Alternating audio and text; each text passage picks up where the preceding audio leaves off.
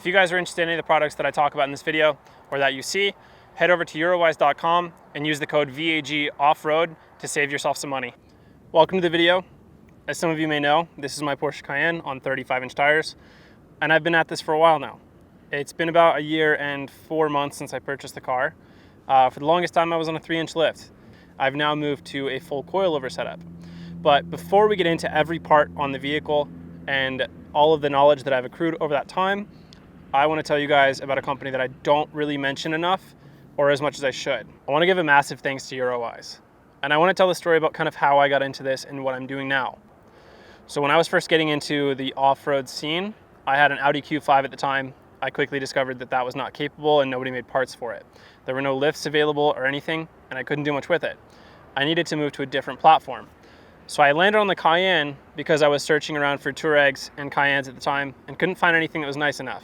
So this Cayenne showed up at a dealer literally a mile from my house. I had $9,000 with 125,000 miles. I decided it was the car to purchase. Now after buying the Cayenne, I kind of had an immediate plan. So I got a loan for the $9,000 and I then I had a little bit of money at the time saved. So I bought the lift, I bought the roof rack and new wheels and tires on both with debit and credit. I even paid to have the lift installed. At the time, I didn't know I was knowledgeable enough to really install the lift, and I didn't want to do it in my garage. I'd heard stories of it taking somebody like literally 12 hours in their garage. So I decided to pay a shop $1,200 to install it, Salty Gears Off-Road. If you're in the Salt Lake area, they are a phenomenal shop. They've done quite a few of them now. They're the shop to go to. So shortly after having the lift installed, I was posting photos to the Volkswagen Auto Group and Off-Road page on Facebook, and sort of on Instagram, where I was like taking photos, videos and stuff, posting them on there. A few months after that happened and I was gaining some traction, getting quite a bit of engagement on my posts, I decided to live out of the car. About a month went by and I was posting TikToks and Reels, and some of them were starting to do really well. So I gained an audience and I decided that I wanted to off-road the car even harder and tried to prove to the masses how capable the Cayenne was off-road. Soon after doing that, soon after gathering an audience on social media and kind of proving some notoriety within the Cayenne or Porsche off-road world, I was able to strike a deal with Eurowise. So within the deal, it would last for 90 days. I had a 10% coupon to give to followers, subscribers, anyone who wanted it. Within the 90 days, I sold $90,000 worth of product for them. So they lost out on a 10% off coupon code, and they also lost out on the 4% in-store credit that they were giving me. So if you do the math, somewhere around $10,000, $15,000.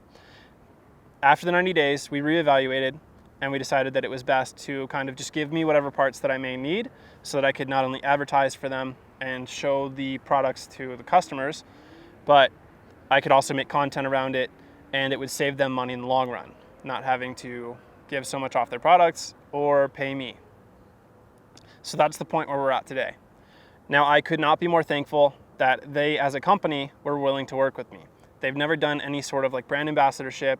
They've never done sponsored parts. They've never done anything like that. I was the first one, and I'm so thankful for it. And that's what's made this journey kind of possible. That's why I've been able to off-road for as long as I could. I don't make very much money, but I'm able to make this work and sort of advertise for them.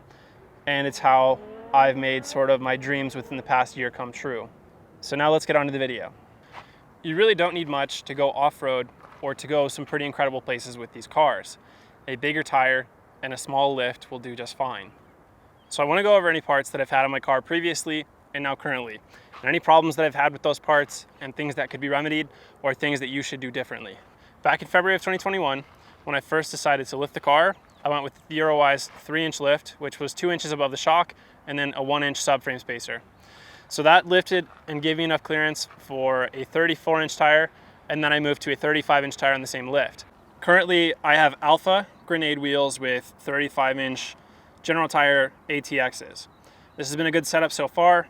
I've also run 33-inch Trail Grapplers, and I've also run 35-inch Toyo AT3s.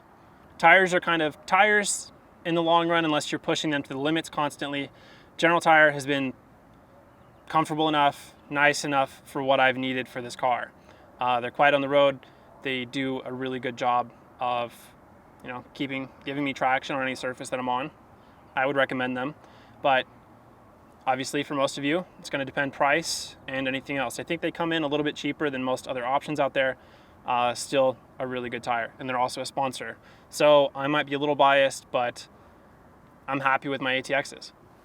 As far as what I've had to trim to actually fit the 35-inch tires, in here I've kind of removed, you can see a bit of a shape like that of this. So that is not going to rust, that's actually steel. Porsche uses a pretty high grade of steel, and I haven't had a rust problem. I've driven through salt water with it cut. I've done almost anything. In the front, when you're fitting 35-inch tires or 33 or greater, you're going to have to trim like the lower piece of the front bumper that goes right here. Just kind of trim whatever rubs. In the back, I didn't have to do this with the 35-inch tires or with the 33-inch tires, but with the 35, I hammered this pinch weld in here flat, and I also cut this pinch weld off completely. So that gave me enough room here so the tires will never touch. So to fit the 34-inch tire initially, Salty Gears cut quite a bit out of the rocker panel. They also removed a little bit up in front too. I had the lower portion of my bumper for quite a while. They also cut a little bit in the rear, but not much was required. At the same time, I installed Eurowise's adjustable upper control arm. This had a camber adjustment and also had uniballs at all 3 points. The uniballs in the back weren't really ideal because they'd wear out, for me, at least around 10,000 miles. They're not easily serviceable because you have to drop the whole shock assembly, pull everything apart just to get those back 2 bolts out. The ideal option is the later revision they came out with. That has the polyurethane in the back and the uniball up front. The uniball still wears out in the front, but it's much more easily serviceable, and you don't have to remove that whole control arm assembly. You also want to worry about not only your upper control arms and the condition they're in, the lower control arms too. Adding new suspension or increasing the abuse that your suspension is going to take can tear apart your bushings really quickly. So you may want to think about adding the polyurethane lower control arm bushings. So for about a year, or a little over a year, my only modifications were the 3-inch lift kit, the adjustable upper control arms, and the lower front polyurethane bushings. And that was it. I drove this car almost anywhere I could with 33 and 35-inch tires, and it did everything that I asked of it. I've decided to increase my suspension setup now to 8-inch travel locked off-road coilovers. So let's talk about that. About 2 weeks ago, I installed the 8-inch travel locked off-road coilovers, and I've done a little bit of testing since. Very quickly did I realize what I need to do to make the suspension setup work perfectly. Obviously, I live out of the car full time. I want it to be down as little as possible, and I want the suspension to be as reliable as possible. So now in working with Eurowise, they sent me this adjustable upper control arm bracket that replaces the aluminum cast top hat. You can drop the control arm if you want, a couple points, or I guess 2-inch difference in there. And it also works with a coilover setup. So you're able to run this kind of inverted a little bit or raise it up an inch so you get a bit more travel out of it. I now have the Eurowise non-adjustable upper control arm because I thought it was going to be stronger. But with the 8-inch travel coilover, I can't get enough travel or enough angle out of this control arm. Eurowise now offers a high angle ball joint, also with an adjustable camber plate. That's the one that I hope to get next. I am currently running a 16-inch, 650-pound spring in the front. So with this much space up here, I can go to an 18-inch spring, or I could also do a little helper spring too if I wanted. At the bottom, Eurowise came out with their own fork design. So this is going to be stronger for coilovers. It's also a bit more beefy than stock. With the coilovers though, I have an issue where my axles, they bind a little bit at full droop, so I need to go from a 1-inch subframe spacer to a 2-inch subframe spacer. I also, at the same time, want to do some sort of limiting straps to keep the control arm from drooping as much as possible, because I don't want my CVs to get destroyed. Even though I purchased them through Porsche, I have a 2-year unlimited warranty on them. I don't want to be changing axles too often. With this current control arm setup and the angles that it allows, I can get about 8 inches from the center of the hub to the fender from top to bottom. So 7 inches or 8 inches in travel from here to here. I would love for that to be more, and the actual shock would allow for much more. In the rear, same thing. 8-inch travel coilover, remote reservoir I have mounted right up here.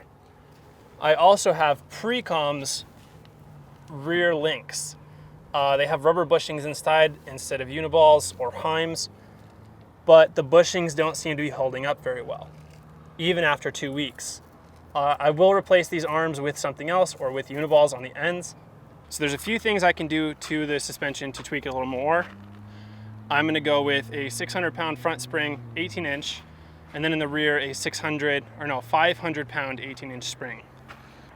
So I think that those modifications that I talked about are gonna give me the most travel, the most reliability for what the current setup is, unless I were to go long travel, which Eurowise has just released their long travel kit, or at least talked about it within the Facebook groups.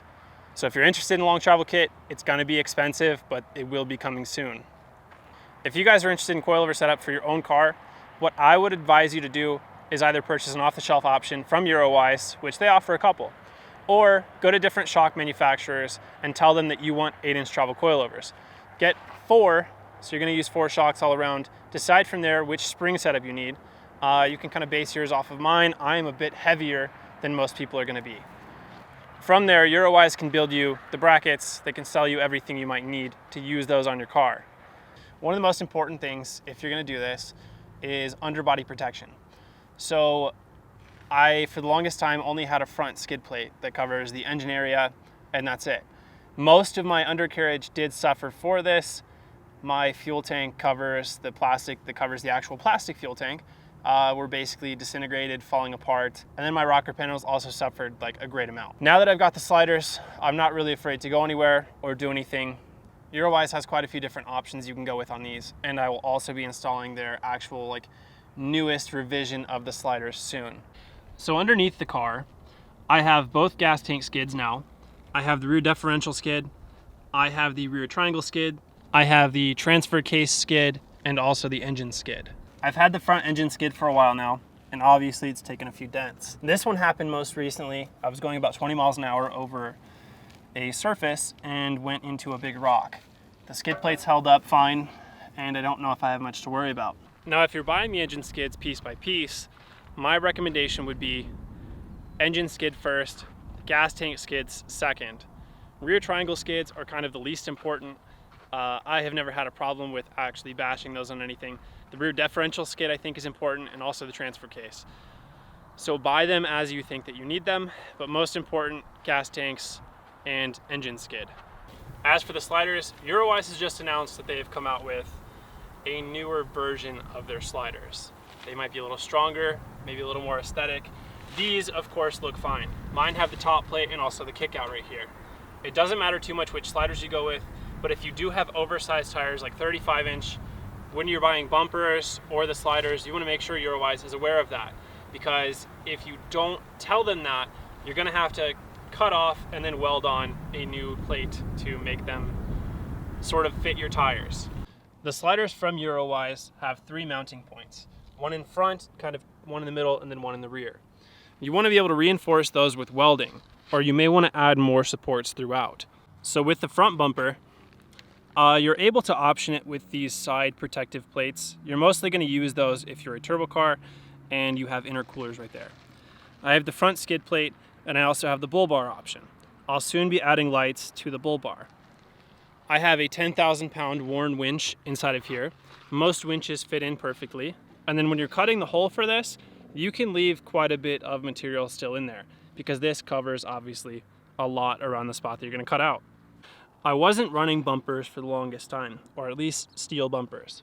So I ended up with a lot of rash and a lot of markings and a kind of a torn up bumper in spots that otherwise wouldn't have. So if you're on the fence, this is kind of an important one to buy too. In the rear here, I've got the side exit exhaust. That kind of comes underneath, and the differential skid actually helps out in protecting that from getting pinched between the subframe by rocks. The bumper back here isn't a huge necessity. I got by without it for a long time. Didn't really get any wear on my rear bumper, but you can very easily sit it down on some rocks. The Eurowise bumper looks good, especially with everything else, and I would recommend it. You're able to sit this down on almost anything, and it's gonna hold the weight of the body. I got by without most of these things for a long time. And I'm not telling you need to purchase them, but it can make your life easier down the road if you have the budget when you start. So in the back, I've got the Eurowise Spare tire carrier. I've had this on for almost a year now, and it makes life easier. It also has the cooking table option. the high lift jack option. I've had the 35-inch tire on here for basically its whole life, and I didn't really know how good I had it as far as a spare tire carrier goes. This one is made by Eurowise, until I saw Ken Block's kind of newest video revealing his Audi e-tron. Within that video, he's in Swing Arm City. Where I jumped this, I went a lot higher than he did, but kind of bouncing around, his spare tire carrier literally broke off.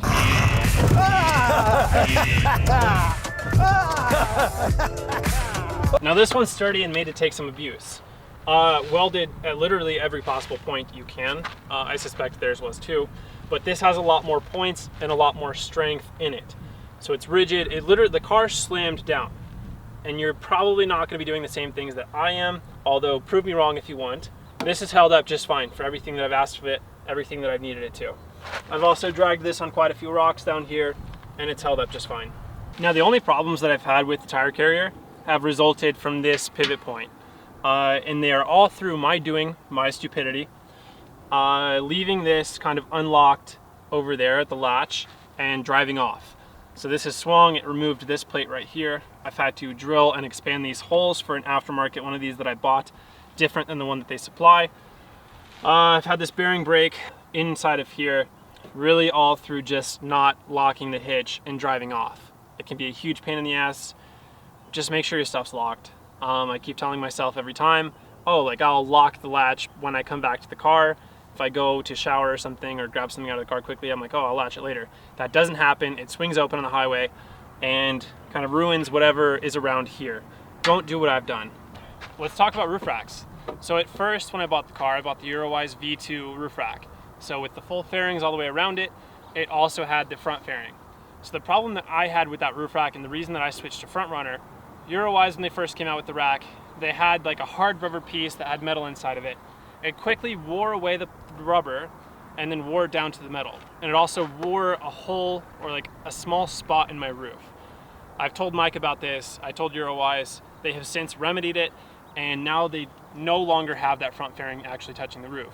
I would buy that rack again because that's the one I jumped the car with. It obviously held up with the rooftop tent up on there. If I weren't now an affiliate and an ambassador for Frontrunner, I would buy that rack again. So you've got a couple different roof rack options. You've got the Sherpa one, you've got the Eurowise one, and then you've also got the Frontrunner. The Frontrunner I wanted specifically for the look that I was going for on the Turbo S. Sort of the old rally Trans-Siberia look. That's what I wanted the Frontrunner for. A part that I should also mention is the Eurowise ditch brackets. I've had these on here for a year now. They connect right where the hood latches to the actual latch, or where the hood connects to the latch. You can't really have an issue with these. They work perfectly fine. I would recommend them. Now for some honorable mention products, things that I have in my car that make my life easier. Product links and the description for everything in this video will be below. But let's talk about them. I've got a Cascadia 4x4 solar panel on the front hood. This is 65 watts, pretty easy to install. You can run that either to your dual battery setup or to your main battery to kind of trickle charge it while you're out doing your thing during the day. So you don't really have to worry about your coming back to your car and your battery being dead. Baja Squadron Sport lights, I may soon have more of those. Midland GMRS radio connected inside of the car right here. So the Midland GMRS, I'm able to turn it on, kind of talk to other walkies or friends while on the trails. I have a Garmin InReach, and then I also have a Garmin Overlander. I custom made this plate up here to hold these things. Kind of copied it from what I've seen in other Toyotas and stuff. I have WeatherTech rain guards. These help a lot when I'm sleeping inside of the vehicle to roll the windows down just over this. It also shades me and helps so that I can get fresh air in the car even when it's raining or snowing. I have MaxTrax mounted to the outside with their MaxTrax mounting system that goes around the spare tire. I've had this on jumping, doing trails, and it works well. I've got a trash room mounted to the back of the spare tire that I'm able to use to store trash or firewood when I'm headed out on the trails. I've got an Auto Home airtop rooftop tent. That was sort of the first deal that I struck with anyone. Very glad they were willing to work with me. I've got the Frontrunner slimline rack. I've got the Frontrunner 7-foot by 7-foot awning. And in the front, I've got the Factor 55 Ultra hook. So this will help with recoveries or anything else I might need. The Warn Evo 10S winch up here. And yeah, that's kind of it. If you guys have any more questions, please feel free to leave a comment, like, subscribe. I will get back to anyone who asks literally anything. So thank you guys so much. Appreciate you for watching. I hope this has been informative. I hope this has helped you in some way, shape, or form with how you want to build your Cayenne. Thank you.